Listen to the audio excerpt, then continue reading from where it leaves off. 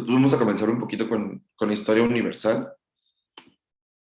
A ver, aquí me quiero apoyar de alguien.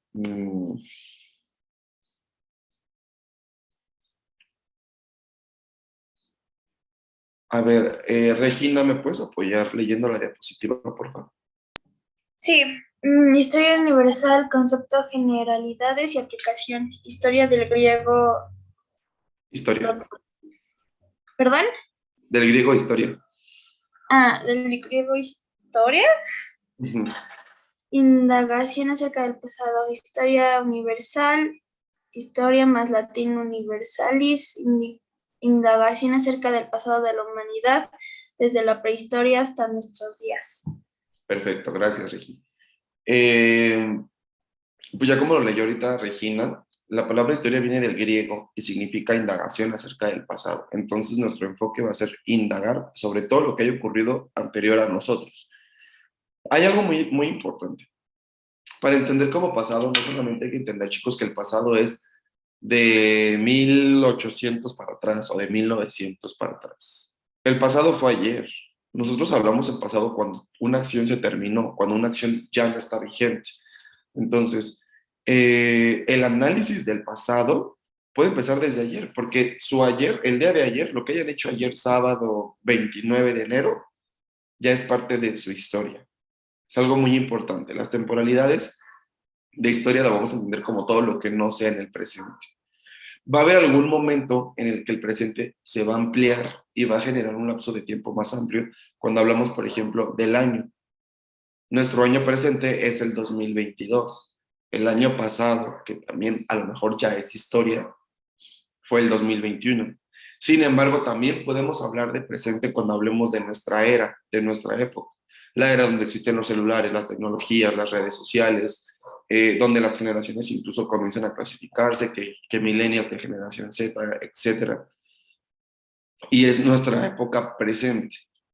Todo va a depender del término del cual estemos hablando y de lo que estemos analizando.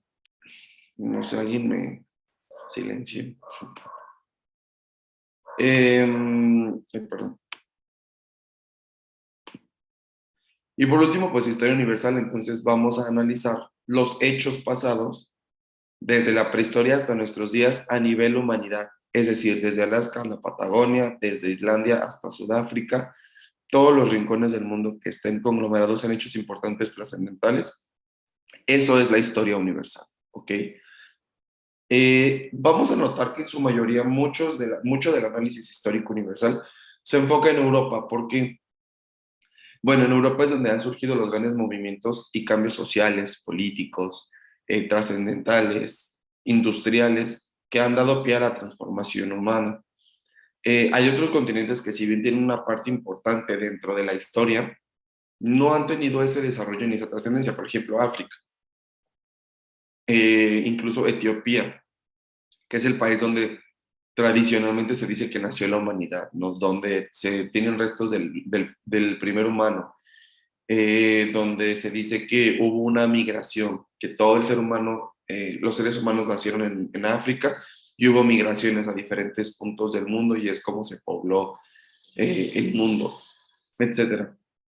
Pero no hay esos avances en civilizaciones, en cultura, como lo hubo, por ejemplo, en el Mediterráneo, donde encontramos el crecimiento de las culturas griega, romana, la cultura egipcia, las culturas babilónicas, etcétera.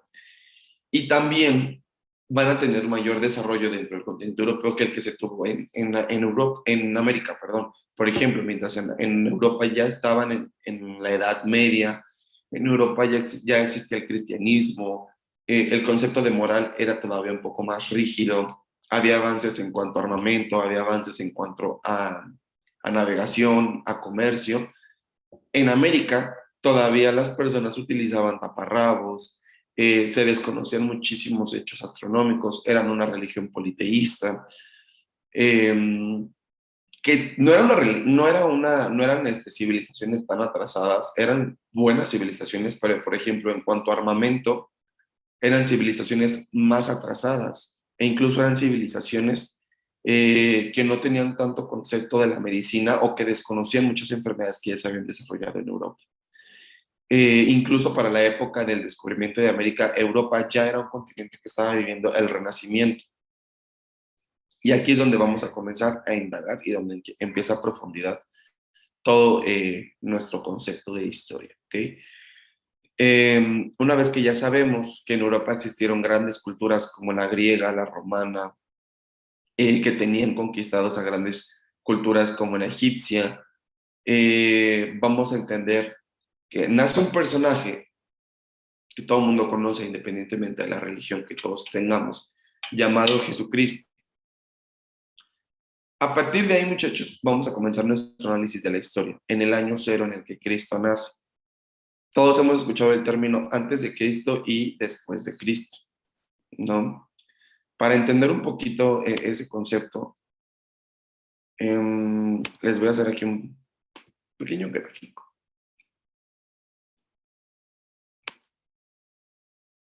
Todos pueden ver la línea roja que les estoy haciendo en el lado superior derecho, ¿verdad?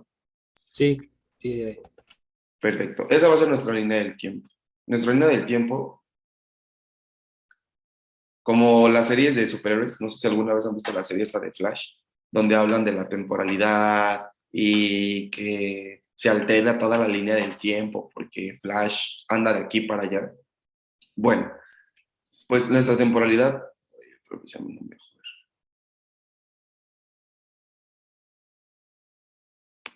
A ver, permítanme por aquí.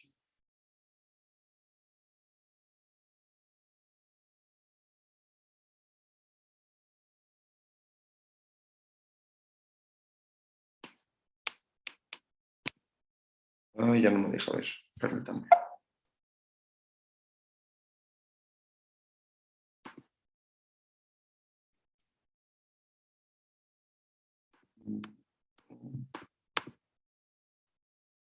Otra vez, les vuelvo a compartir la pantalla.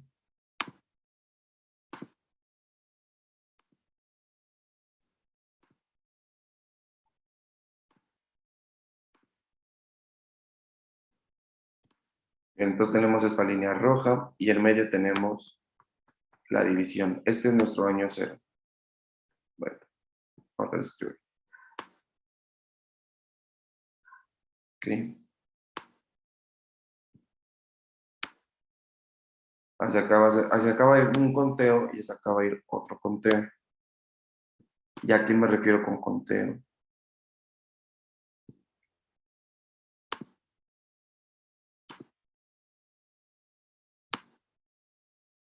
Este de aquí en medio es nuestro año cero. El año cero es el año en el que Cristo nació, ¿ok? Así que cuando Cristo tenía un año, hablamos del año 1. Cuando Cristo tenía 10 años, hablamos del año 2.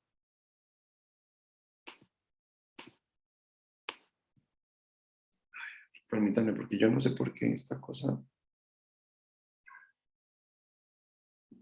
me borra el cursor y ya no puedo ver dónde le estoy picando.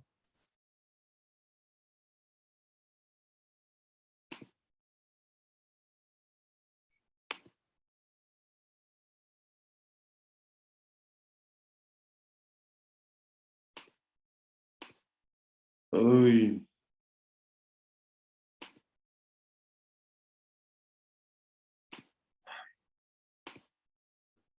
Otra vez.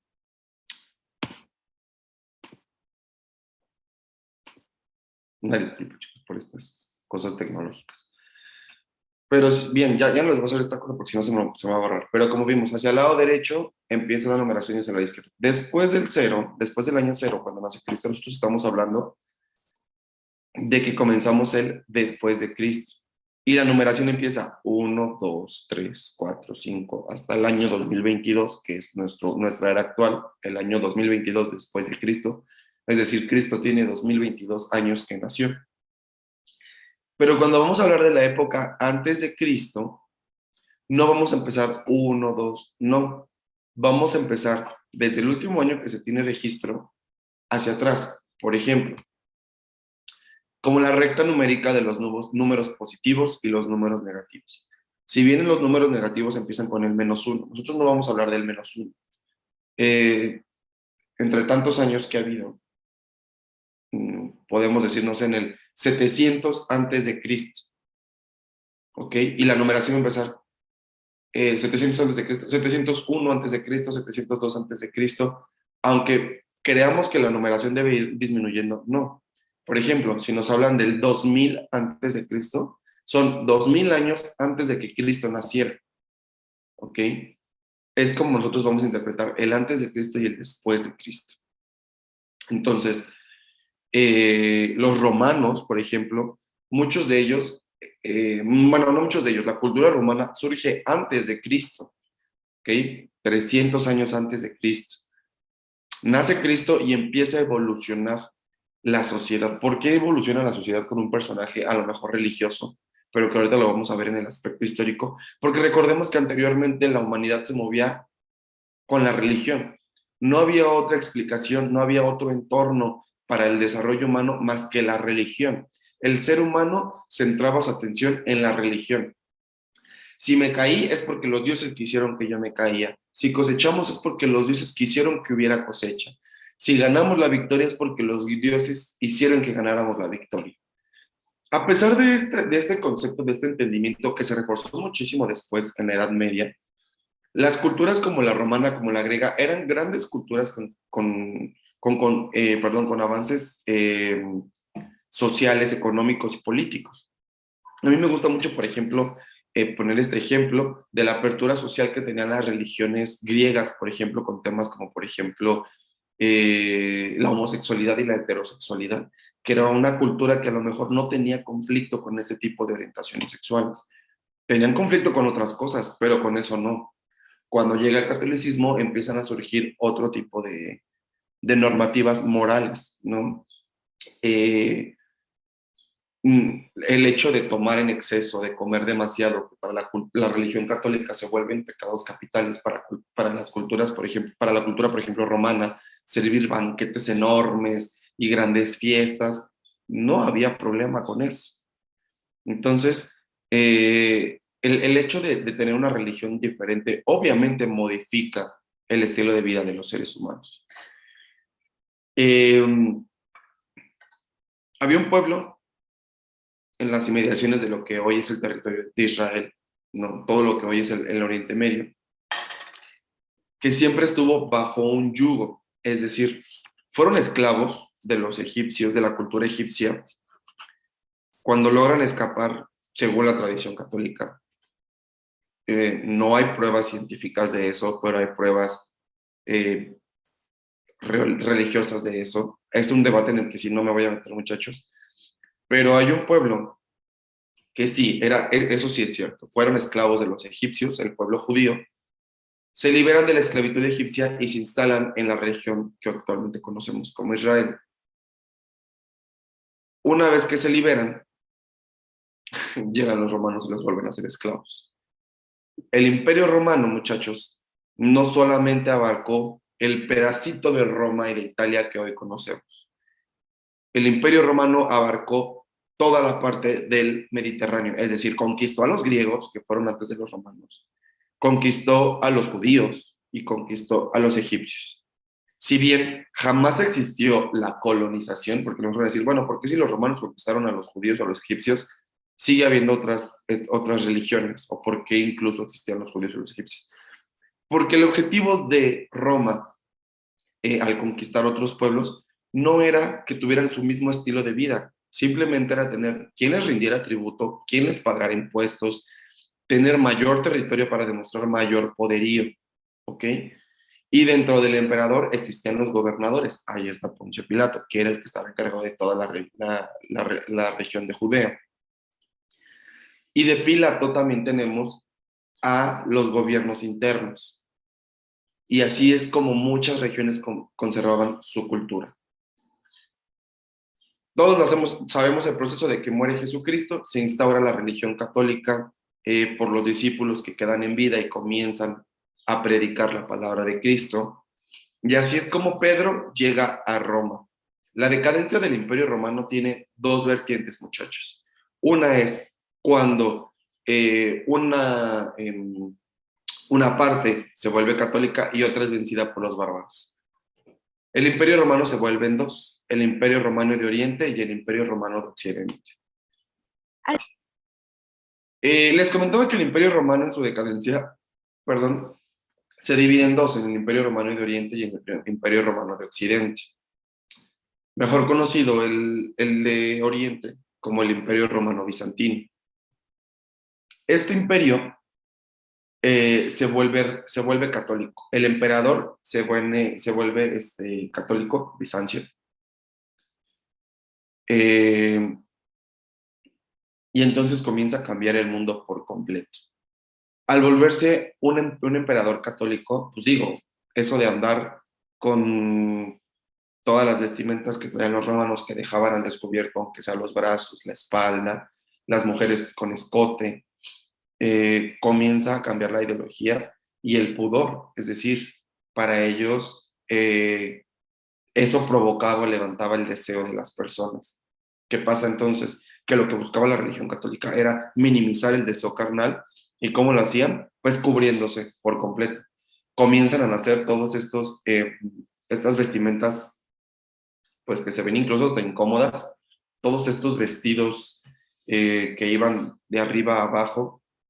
La otra mitad del imperio es derrotado por grupos bárbaros, es decir, grupos que no tenían una civilización establecida.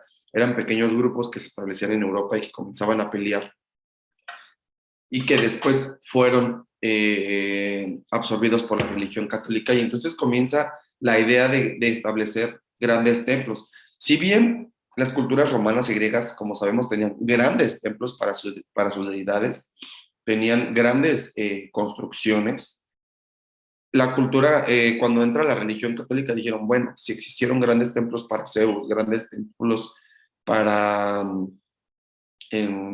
recuérdenme el nombre de Afrodita, ¿no? Algunos dioses griegos. Pues entonces tenía que haber grandes templos para Dios, para Jesucristo, para la Virgen, para los santos.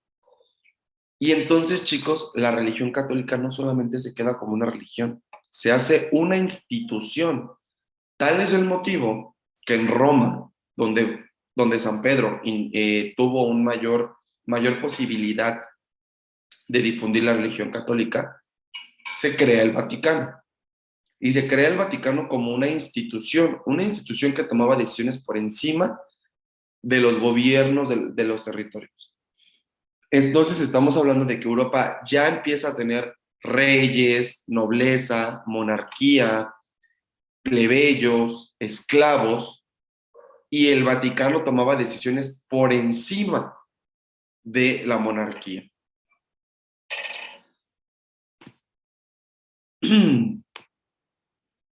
Entonces, después de esta época a la que llamamos Edad Media, la Edad Media es esta época que les hablo en la que el ser humano estaba tan enfocado en la religión que son fácil unos 300 años de pérdida de avances tecnológicos, de pérdida de avances sociales, de pérdida de avances económicos. Y el ser humano estaba tan cerrado en una burbuja en la que la moral decía, no sé, la mujer solamente sirve para atender al hombre, ¿no? Que la tierra era plana, que si te dio una diarrea es porque Dios quería que te diera a ti una diarrea. Si ese día estaba nublado es porque Dios estaba enojado y no quería mandar el sol. Comienza una época final, a principios del siglo XVI, en la que salen diferentes mentes brillantes que nos dicen, no, o sea, es que no es cuestión de Dios, es cuestión de la ciencia. La filosofía comienza a cambiar y comienza a decir, Dios creó la ciencia, pero nosotros tenemos que entender qué es lo que pasa a través de la ciencia. Y entonces vamos a entrar al famoso periodo llamado Renacimiento, de principios del siglo XVI al siglo XVIII. El Renacimiento fue un movimiento, chicos, de transformaciones profundas en la mentalidad humana, creando transformaciones políticas, sociales, económicas y religiosas también. ¿Cuáles son esas transformaciones sociales y económicas? Hay un fortalecimiento de la burguesía que dio auge al comercio. La burguesía eran esos comerciantes adinerados que, si bien tenían un buen estatus social, pero no tenían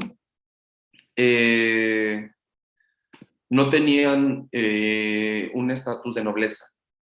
Me preguntan que, Sofi, ¿vas a subir esta presentación? Sí, sí, sí, chicos. De hecho, la presentación como tal no. Se suben las clases grabadas a Claro. ¿Ok? Bueno, los burgueses eran los comerciantes adinerados que no tenían el estatus de noble. Entonces surge una nueva clase social que empieza a reclamar derechos, los burgueses, que decían, ¿por qué si somos iguales, por qué si tenemos dinero, no se nos puede tratar como nobles?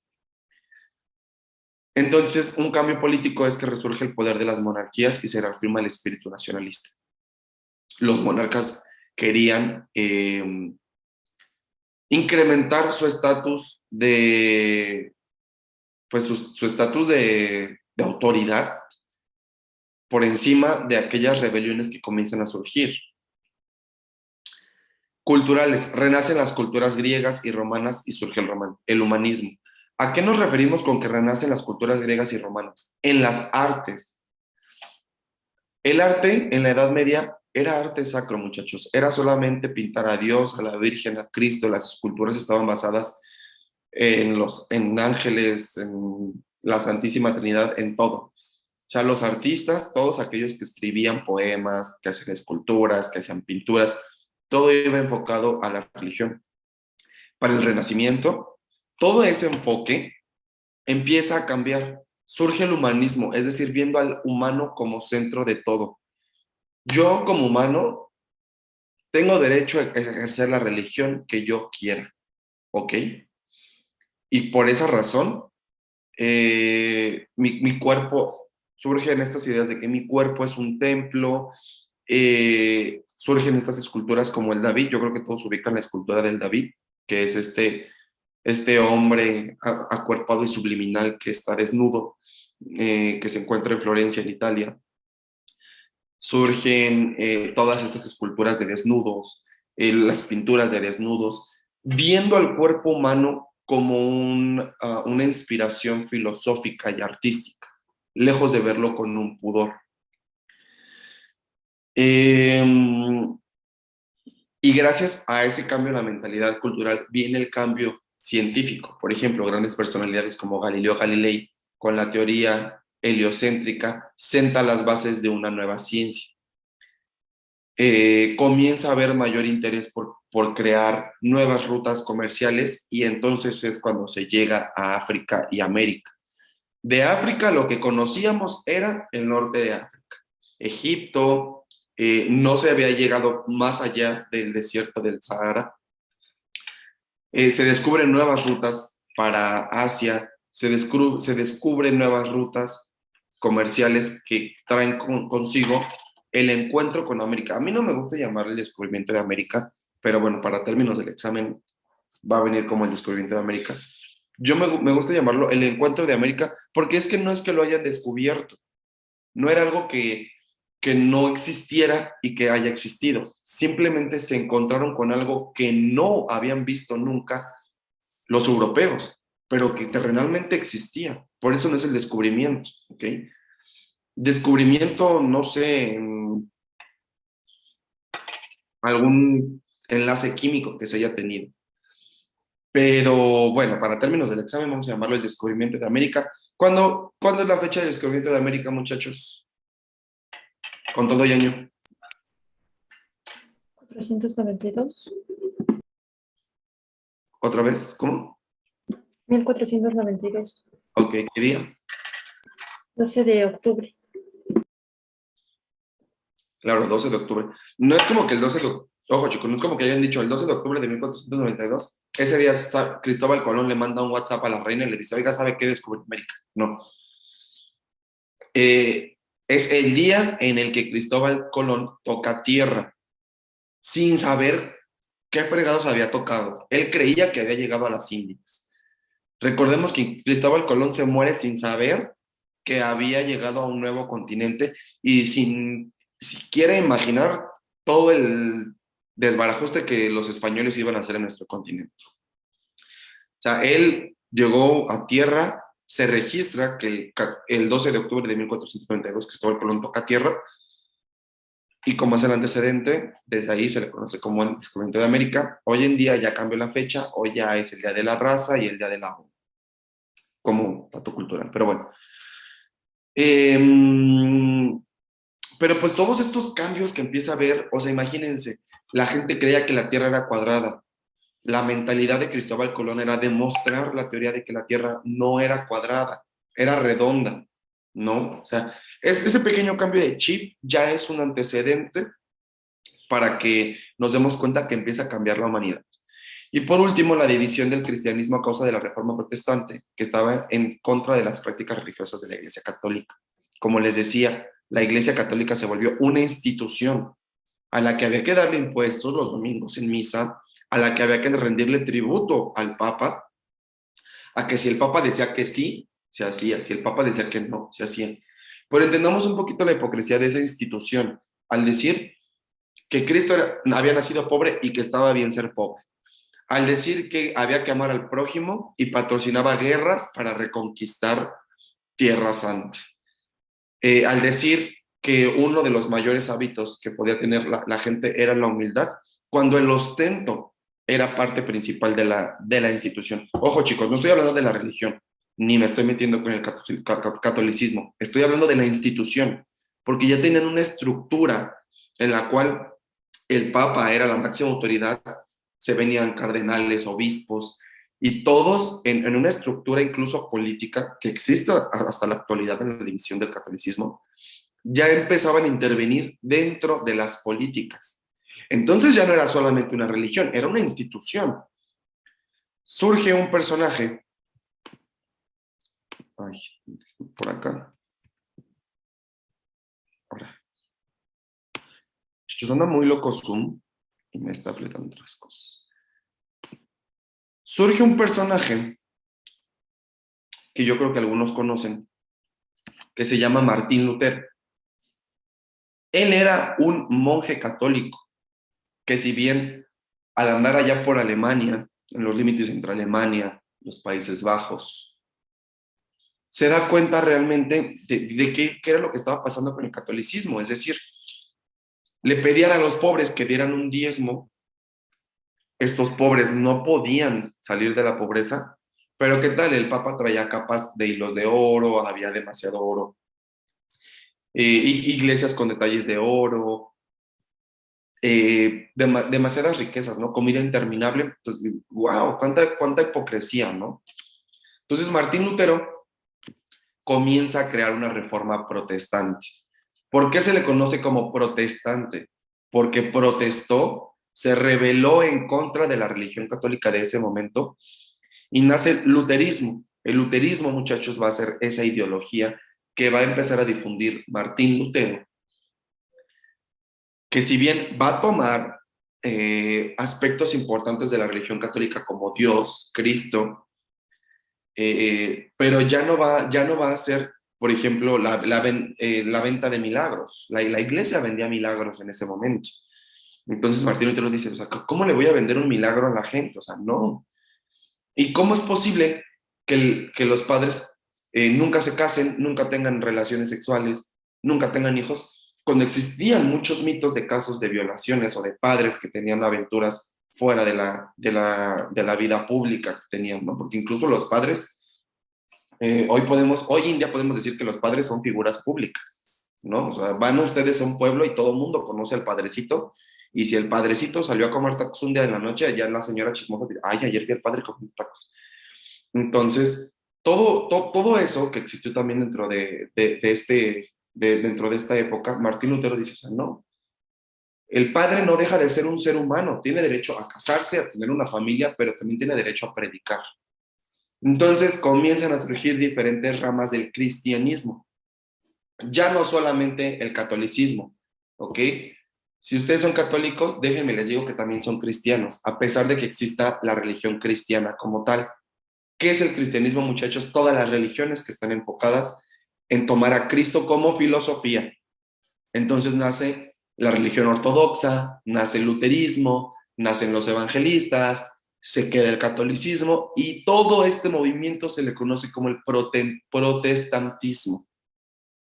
movimiento que llega a varios rincones de Europa, incluso a un rincón donde nosotros podríamos decir que estaba un poquito aparte de lo que estaba sucediendo en Europa, la isla de la Gran Bretaña. Yo creo que todos ubican el Reino Unido y que es una isla, ¿no, chicos? Y si alguien no lo ubica de esa manera, pues repasen esas clases de geografía porque va a venir en su examen. Sabemos que el Reino Unido es una isla que se encuentra cercana a Europa, pero es una isla, y no dejaba de tener un estilo de vida un poco diferente a lo que estaban viviendo todos los europeos continentales, es decir, Francia, Europa, que si bien, chicos, para ese entonces me gusta recalcarles que no era como tal Francia, España, Italia, eran reinos, que si bien tenían una cultura en común, eran reinos diferentes que estaban esparcidos por toda Europa. Pero el Reino Unido, la isla del Reino Unido, era un reino poderoso. Aquí viene un caso muy importante. El rey de Inglaterra, no les voy a dar nombres ahorita porque ha tenido muchísimos, pero para que entendamos la magnitud del asunto. El rey de Inglaterra se quería casar con otra mujer, pero el catolicismo no lo permitía. No permitía ni el divorcio por la iglesia porque era casarse para la eternidad, ni permitía aventuras en la Palestina. Entonces este rey, pues se enojó tanto que dijo, o sea, como si la religión católica no me permite volverme a casar, pues me hago mi propia religión. Y nace el anglicanismo. De hecho, por si tenían duda, la religión que predomina en Reino Unido, es decir, la religión que tiene la reina Isabel, es el anglicanismo, donde se toman las bases del catolicismo, se cree en Cristo, se cree en Dios, se cree en los santos, se cree en la Virgen, pero lo que cambia es la institución, porque el Papa no dirige esa iglesia, la dirige el monarca en turno del Reino Unido. Es decir, la que dirige ahorita la religión anglicana es la reina Isabel. Una vez que la reina Isabel fallezca, que eso en algún momento va a pasar, todos somos humanos, todos nos morimos, sube al poder su hijo Carlos y él es el que va a tener el control de la religión anglicana, que fue como surgió. Entonces, surgen diferentes religiones alrededor del mundo, alrededor del mundo, porque a su vez, dentro de este lado del charco, en América, teníamos a las religiones politeístas, los aztecas que creían en Huitzilopochtli, los incas que creían en el dios Sol, en Pachamama. Entonces, ya el catolicismo comienza a dejar de tener, ojo, no deja de tener fortaleza, chicos, porque el catolicismo hasta la fecha es una religión completamente fuerte, ¿sí? Pero comienza a cambiar la mentalidad humana porque la religión ya no es el centro de atención, la religión es una parte del humano. Y por eso vemos todos estos avances tecnológicos, porque si bien yo como ser humano tengo una religión, pero eso no le importa a nadie. Lo que importa más es lo que yo estoy descubriendo científicamente. Pero bueno, chicos, una vez que ya pasó todo este rollo del cambio en la mentalidad humana, incluso una vez que América ya tuvo un encuentro, recordemos que si fue en 1492, después de varias expediciones, ya para el año 1500 se sabía que estábamos hablando de un nuevo continente. Para 1521 ya cae la México-Tenochtitlán. Eso es algo que vamos a ver en la historia de México, por eso no profundicé en ese tema. Pero los reinos en ese entonces se vuelven imperios, y los imperios ya tenían colonias. Así es como está el Imperio Británico y el Imperio Español, el Imperio Portugués, que eran los que principalmente tenían territorios en América. El imperio más fuerte de ese entonces, chicos, era España, que era el que tenía mayor territorio. Le seguía el Imperio Portugués y el Imperio Británico.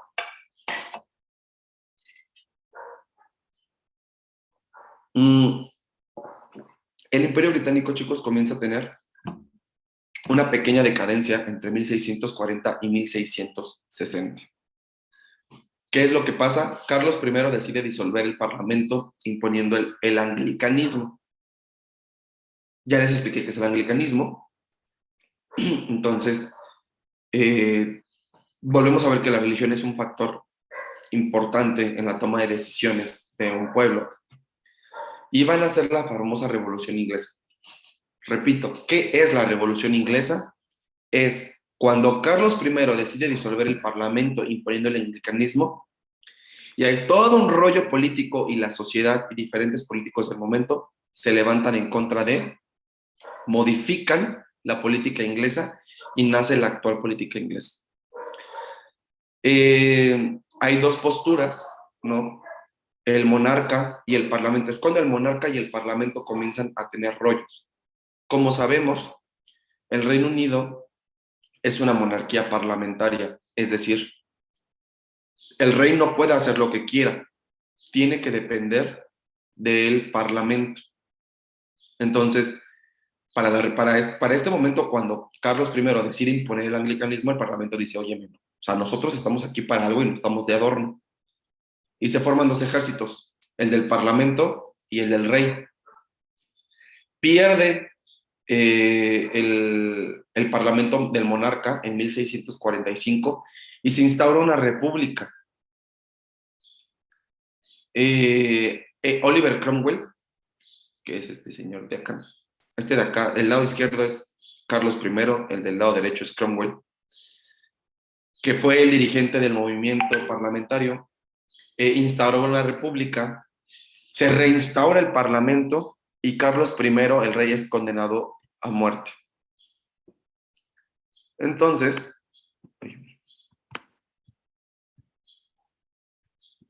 es condenado a muerte el rey,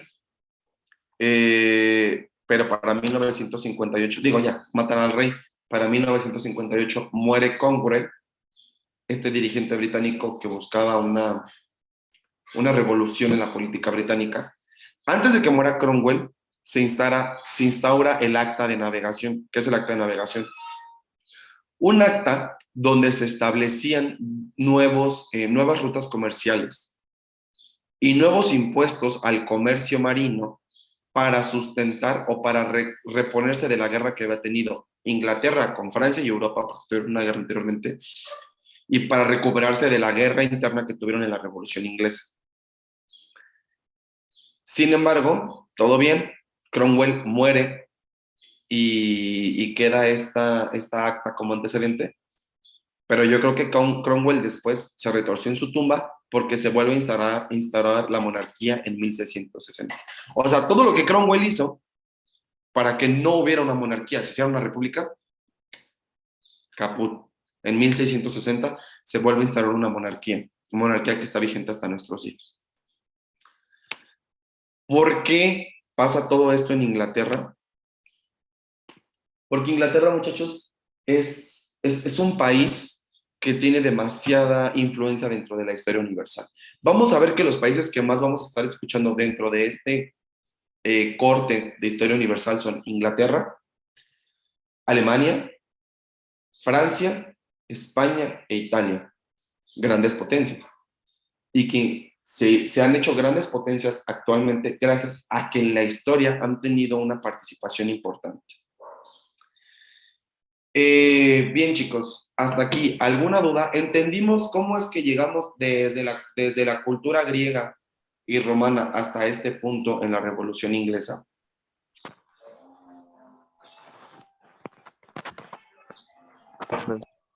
Sí. ¿Sí?